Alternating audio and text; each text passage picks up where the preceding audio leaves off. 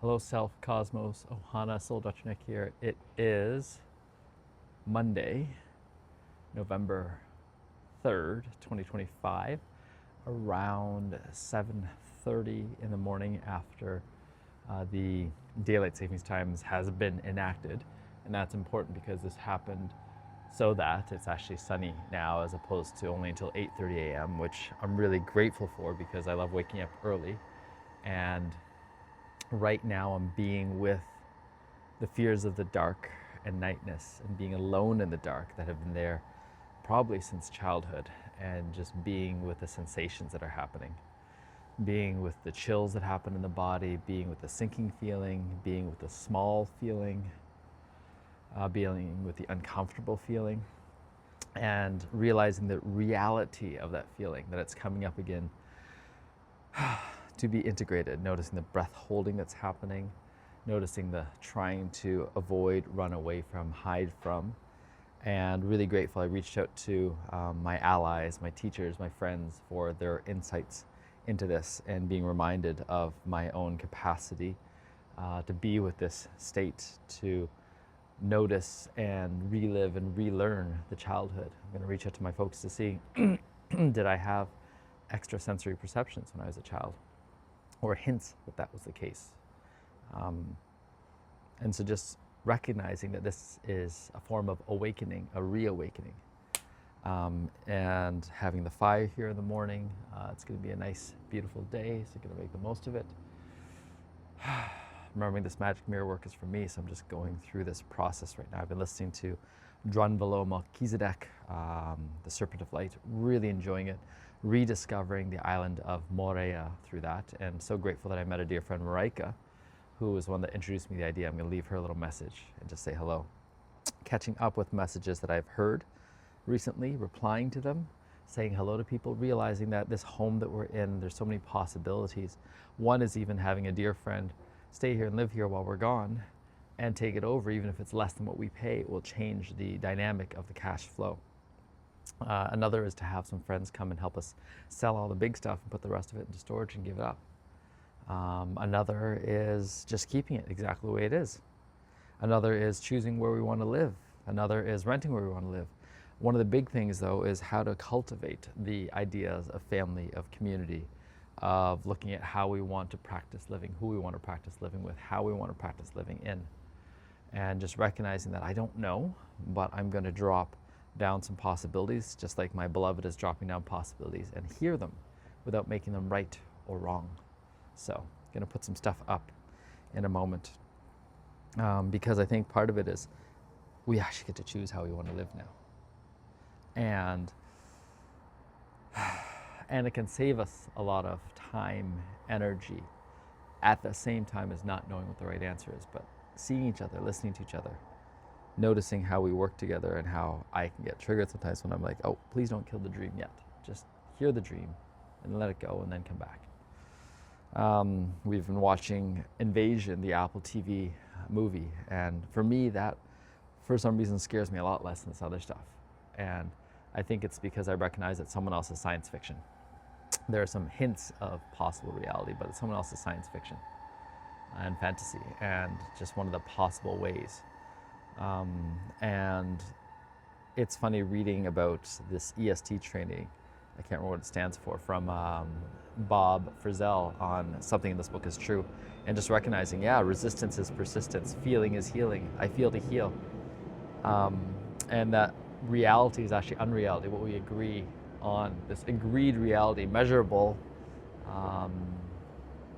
time-based, all this is just the agreed upon reality versus the reality inside, the feeling reality, the beingness reality.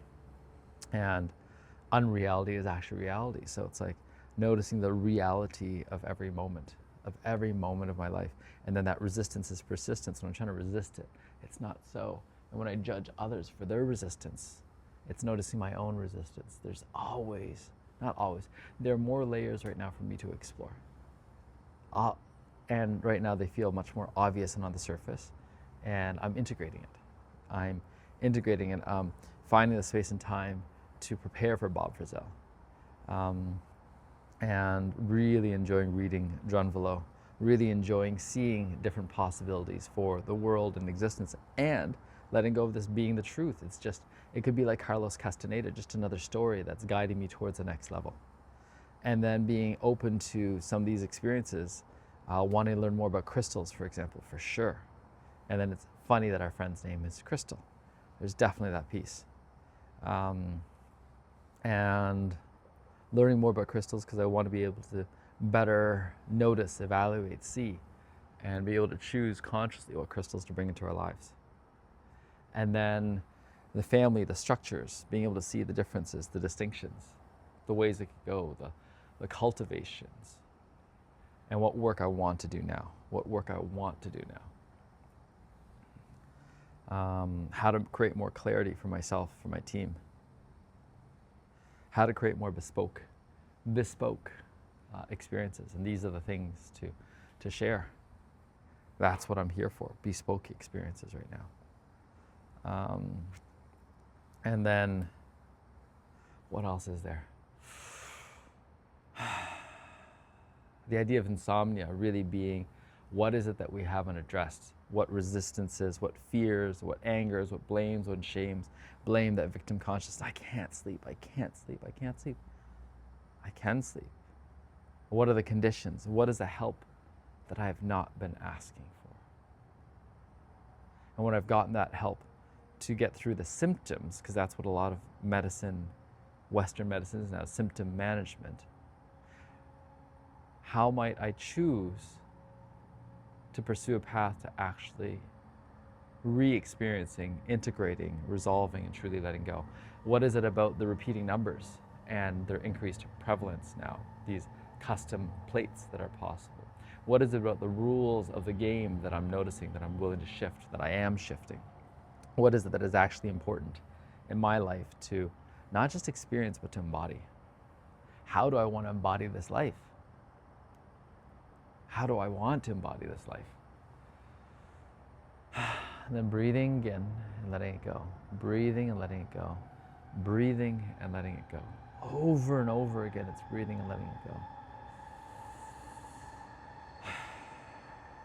Sometimes this life feels really challenging, and I'm grateful for the challenges of sugar, the challenges of Halloween candy, the challenges of watching TV shows, the challenges of making food, the challenges of cleaning.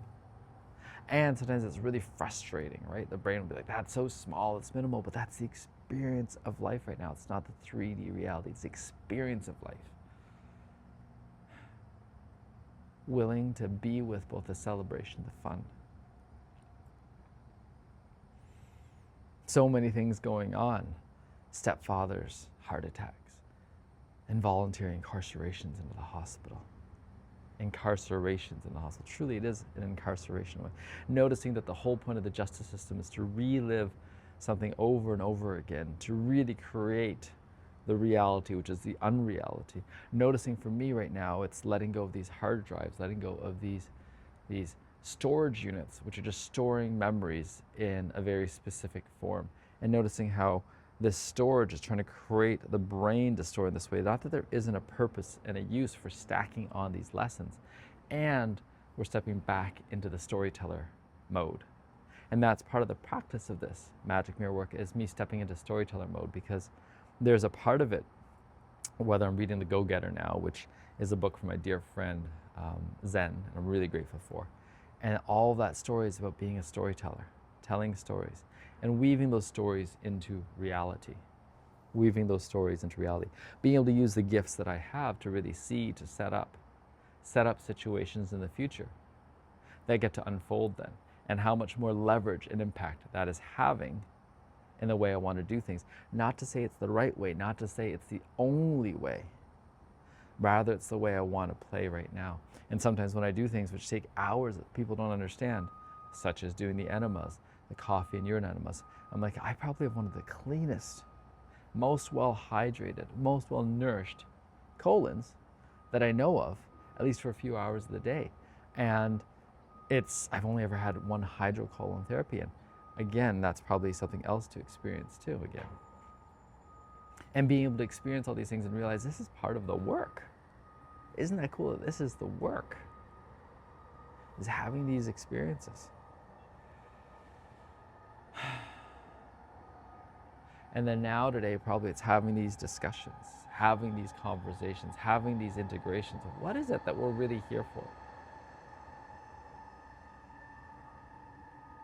And then creating space for each of us to have our life.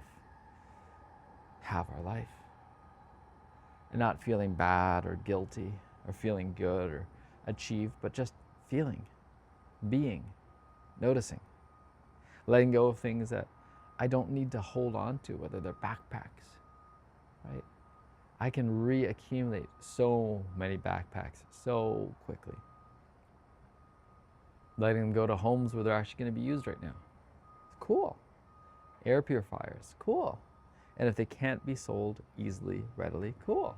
That's all right. We're not here to get rid of everything. Find an amazing home, and those that don't find an amazing home, we'll figure it out. They're all useful things. But having that impartial, dispassionate person to do it, wonderful, wonderful. And then having people come and take things away.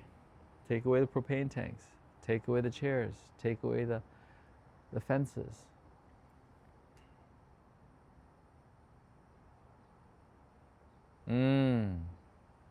So you can have first dibs.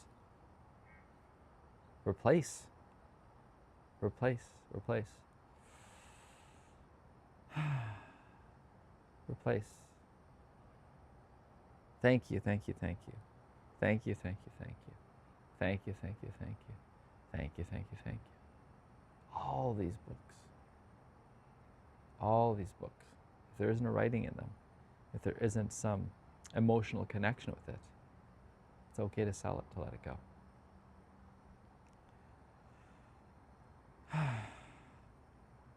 Now, what else is there? What else is there?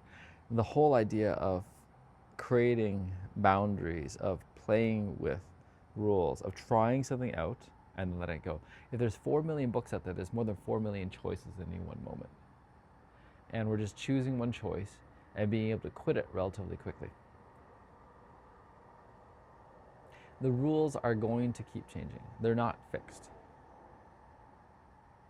The rules are going to keep changing. They're not fixed. And how do we hold them as fixed in here? How do we practice holding it? The children are going to keep asking us. They're going to know when to ask. They're going to know when they can push, when they can strive. And there are places that I am holding on to as well. When I know my beloved is in the middle of an important conversation, I'm compromising in a way because I want to make space for that conversation to happen. But I'm compromising over a shorter period of time. It's a fixed period of time, and he knows that. Otherwise, it's how do I actually be with today's place? And how do I notice when I make mistakes? How do I notice when I am that old Chinese man who's just like, this is the law. You must listen. Why won't you listen?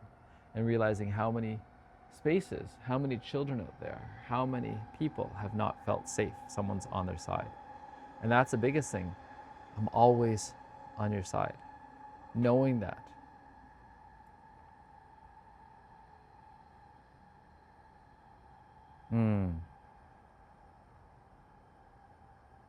Having at least one person in your life, one being, one entity, one ascended master, one animal spirit that you know is always on your side.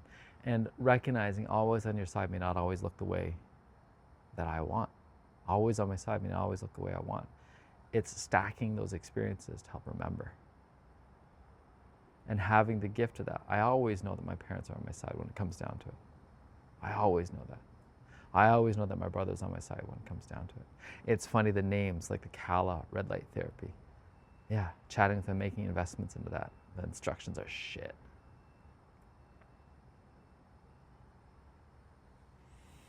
Breathing it in, letting it go.